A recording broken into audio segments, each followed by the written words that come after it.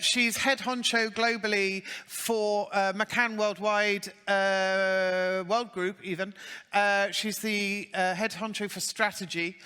And she's going to talk to us about femininity and the gender gap and where we're all going wrong. How we can make it right, everybody. At least that's what I think. She may come on and tap dance and show us something else through the medium of interpretive dance, which would also be glorious. Let's cheer and whoop for the second option. And please welcome Miriam Plon Sauer, everybody. Thank you, Carrie. I will not dance, I promise. But I am really happy to be here. My name is Miriam. You don't have to try to pronounce my last name. And I've been a strategist in this industry for 20 plus years. Now I have a global role at McCann Worldgroup. I live in Copenhagen, Denmark with my husband and our 2 kids, aged 10 and 14, which is also always sort of a good bonus info to throw in there when you're a woman in this industry, because then people know that you're not going to scurry off on maternity leave anytime soon. The first time I noticed that different rules applied to me than my male colleagues was when I got pregnant with our first child. I was working as a strategic planner at a media agency at that time, and I had been there for a couple of years, and things were looking good. I was hardworking, I was ambitious, management liked me. I think I was what they called a talent. And then I got pregnant. And from one day to the next, the CEO stopped greeting me. He just completely ignored my existence. And I don't think it was because he suddenly took a dislike in me. I was simply not of use to him anymore. At least not for sort of the foreseeable future. But this is not a talk about, or a story about, how men treat women differently. We've heard that story a million times. It's not interesting anymore. This story is about how women who has a career and make a career within male-dominated environments, we learn the hard way that being a woman is not a career asset. And that actually, contrary to what you would believe, that has made us part of the system that underpins the gender gap. This talk is about my realization that I myself have succumbed to the minority behavior that is enforcing the gender gap in our industry. Now, I'm privileged in a lot of ways. I'm standing here in front of you talking. I have advanced in my career. I have a title that is too long for me to even care to pronounce. But I never thought I was going to be on a stage talking about the gender gap. Not because I don't want to close the gender gap. Obviously I do. Most of us do. But because I don't want to be seen as one of those women. And that's exactly the core of the problem. This is talking about AI. Thank you, Kevin. Luckily, it will evolve, is what we've heard. This is AI's answer to a female advertising executive. I just love it. Like, how many of you women here feel seen? And it's not even the worst option. So what's that up there? I mean, this one definitely looks like, you know, a 70s James Bond villain type of thing. But that one, like, it's like Midjourney is saying, a female advertising executive? Nah, is that a real thing? You sure? I'm glad I'm wearing glasses now that my eyesight is getting worse. But obviously, you know, Midjourney is trained on our biases, so this will be the image that we get. Previously, I bought into the idea that there are 2 types of women. They're the ones that smash the glass ceiling only to sort of rebuild it underneath them and solidify it, make sure nobody gets up again. And then there are the ones who send the elevator back down. I was also sure that I was the second type.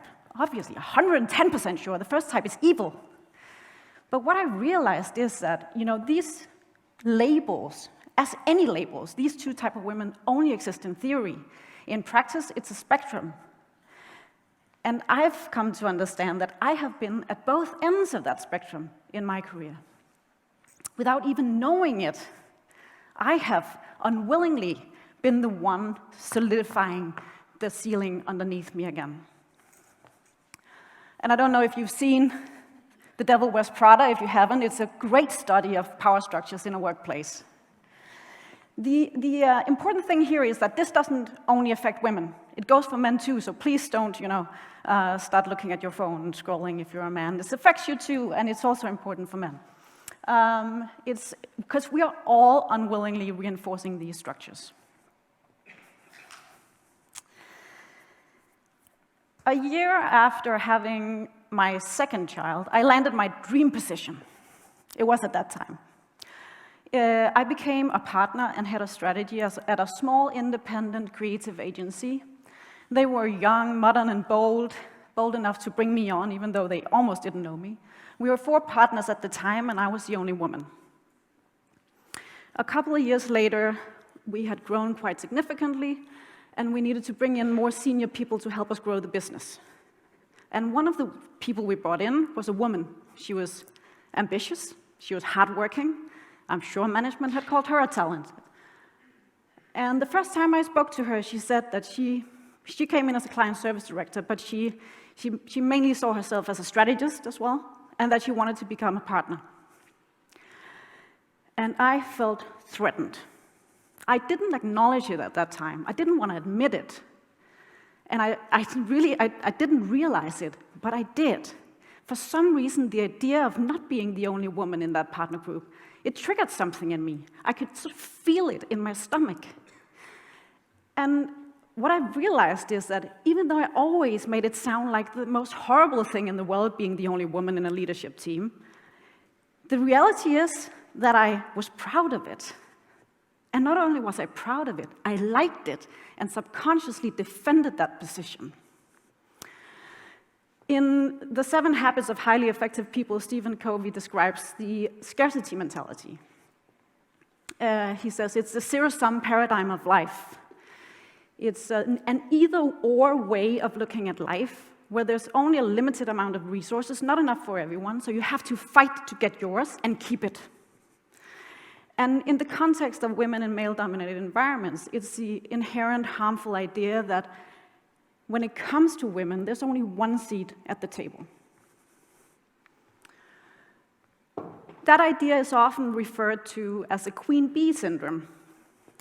It was originally coined in 1974 in a Psychology Today article by 3 researchers. And yes, we have actually researched this topic since the 70s. But I like Cindy Gallup's framing of it better. She says, she calls it the Highlander syndrome. It occurs in predominantly male-dominated environments, where the nature of the environment means that when it comes to women, there can be only one. And yes, I asked Midjourney to imagine a female Highlander with a sword first, and then it came back with this teeny-weeny toy sword, so I had to ask it for a long sword, and I guess it delivered. The thing here is that whether Highlanders or queen bees, it is not these outliers who are responsible for neither creating the problem nor for fixing it alone, right? It's all of us. We are all unwillingly reinforcing these structures and this harmful behavior without knowing. And to be able to fix that and change that, we need to understand not only what we're doing, but also why. As a minority, any minority person, I realize that I'm actually twice minority, I think, because I'm also a strategist in a creative setting. As any minority, when you're within an environment that is dominated by a majority, you will instinctively try to adapt to the traits, to the habits and behaviors of this majority, just like Mowgli with the wolves. When it comes to women in a male-dominated environment, that means trying to adapt, the sort of traditional male traits. You do that to obviously not be seen as an outlier, to blend in, and also to protect yourself, and make sure that you don't show any weakness in the group. When I joined a male-only management team later in my career, I heard that there was some talk about bringing on a woman. One of the men had jokingly sort of said that from now on there would be a lot less skinny dipping on management trips, And another man who I'd worked with before kind of reassured them. He was like, no, don't worry. Miriam is more man than any of us. And just as I was secretly, subconsciously proud of being the only woman, I was also proud of being seen as one of the guys. I was proud of being seen as tough, and I didn't want to be seen as one of those women. The problem with that attitude is that while doing that, I was also distancing myself from other women. I was creating a self-group distancing.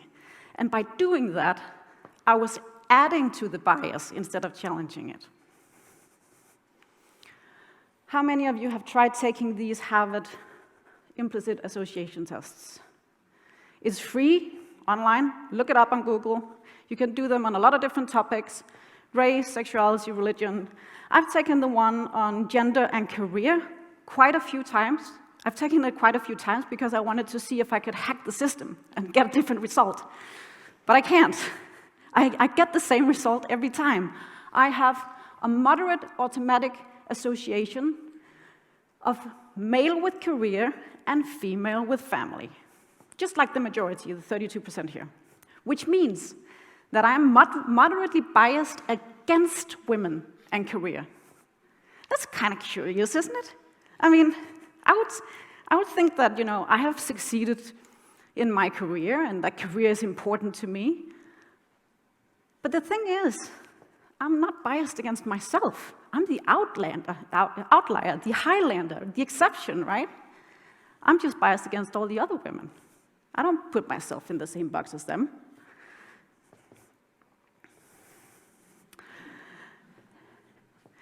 Margaret Thatcher received professional voice coaching to get her to speak at a lower pitch.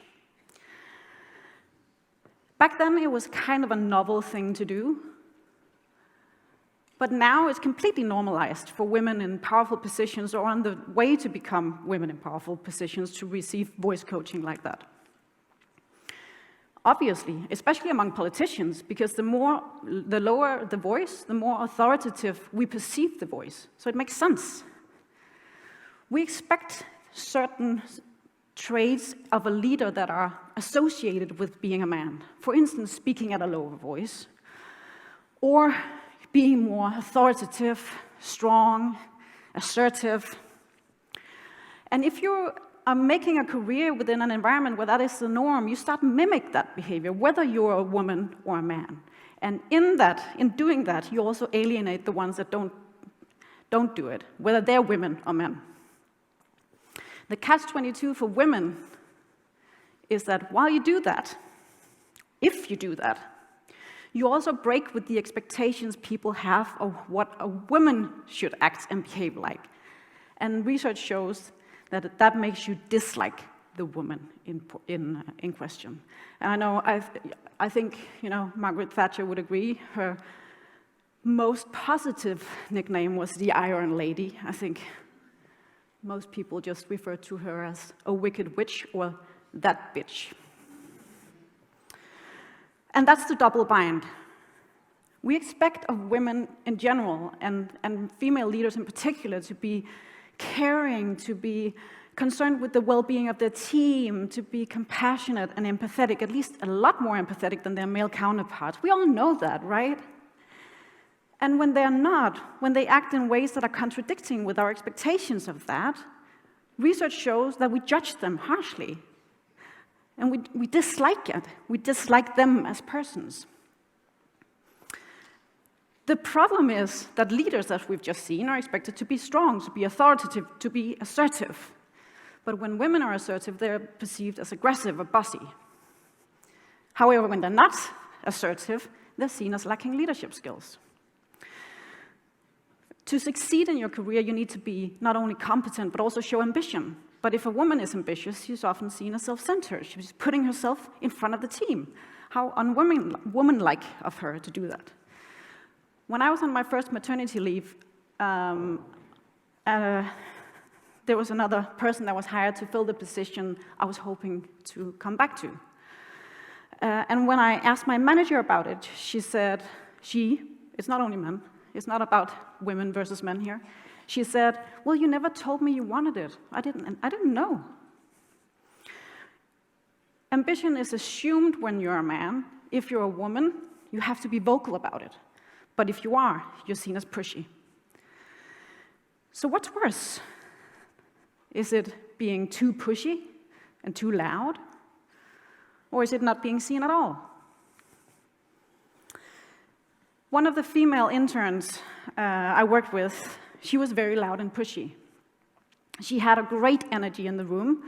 She was proactive, full of initiative. She took up a lot of space in a room. She spoke loudly, had strong opinions, which was actually quite amazing if you think about, she was only 20-something. But people disliked her for it. They got triggered by it. And when she finished her internship, she asked me for advice on how to proceed in her career. And one of the things I told her was that people get triggered, by your loudness sometimes. So maybe sometimes you should consider turning it a bit down. Yeah, I actually said that. Yeah, I told her to turn herself down a notch. And looking back at my career and everybody I've mentored, that is probably the very worst advice I have given anyone. It's even worse considering the fact that I have been criticized, and I'm still criticized myself for being too loud and too pushy. So we learn to suppress certain traits in ourselves that will block our career path, but at the same time we judge other people for doing the same. When I asked that intern in question recently how she felt about that very, very, very bad advice I gave her back then, she said it was neither the first nor the last time she'd heard it, and that she'd always considered whether she would have received the same advice if she was a man. I would add another question to that. Is it worse when it comes from another woman? When it comes from your own kin? I think it's at least a bit more unexpected. And the worst part is that we're doing it, we tell ourselves we're doing it to be helpful. And those helpful advice, those poisoned apples, is something that the road to success for women is jam-packed with. Jam-packed with these advice and nudges that are allegedly helpful, but in reality harmful. And it can sound something like, have you considered whether you're maybe too ambitious for your own good? I received that question recently. I still have no clue what it means. Wouldn't you be happier if you spent more time with your family? Shouldn't you consider getting a family? Aren't you afraid you're stretching yourself too thin? Have you considered a part-time position? My mom asks me at least once a year. We judge other women for not embracing the femininity that we learn to suppress ourselves. In the book, Who Switched Off My Brain, amazing title, by the way, by Dr. Caroline Leaf, she argues that all emotions actually stem from two core emotions, from love and from fear. The love-based emotions, also the love branch of emotions, include emotions such as joy, content, peace, happiness, gentleness, etc. And the fear-based emotions include anger, bitterness, but also confusion, guilt, shame, confusion. I see myself as a strong person, and I think I am perceived often as a strong person, which made it even harder for me to realize that all of my own bad behavior is actually rooted in fear. It was fear that made me feel threatened by that other female colleague. It's fear that has made me adapt to a masculine ideal of behaving and acting in a work environment, and at the same time distancing myself from my own gender. And it's fear that made me advise that intern with fake empathy.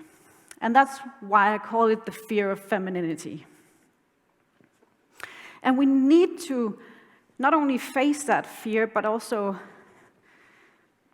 we need to overcome that fear if we want to bridge the gender gap. And I think that the tricky thing here is that it might not feel as fear. It's not like watching an episode of The Last of Us, right? It's not that fear. Maybe it's dislike. Maybe it's annoyance. So you need to ask yourself, if you are annoyed with a person, where's that coming from? Is it perhaps because that person is challenging your expectation of how a woman or a man should act and behave? Do you address your male and female colleagues in the same way? Do you judge them in the same way? Or do you perhaps see a woman as loud while a loud man as well articulate? What are your blind spots? We need to ask ourselves those questions. I think the most important thing is that we challenge the notion that it's just a few bad eggs at the top that are responsible for the gender gap. We are all responsible, and we all need to take responsibility of how we act and behave, whether we are conscious about it or not. The opposite of the scarcity mentality is the abundance mindset. And spoiler alert, the scarcity mindset or scarcity mentality was not one of the 7 habits of effective people, right? The abundance mindset is. Abundance is about generosity. It's about the belief that we can all win. And I have spoken about my experience as a woman in a male-dominated environment because that's who I am. But that doesn't mean that it doesn't go for everyone, as we've heard. It is not only also something that is reinforced by men, it also affects men. Not all men are prone to the masculine ideals and behaviors that are the norm of being a leader and being a strong person in the industry, but they adapt to it nevertheless, just as we do. So minority bias is a majority issue, and it's up to all of us to change it. And I think that if we change this fight from being a fight between the genders to being a united fight against a scarcity mentality, then I think we'll have a much more constructive dialogue, and I think we'll have a much better chance of succeeding. And the good news is that if we succeed, we will all win. And that was it.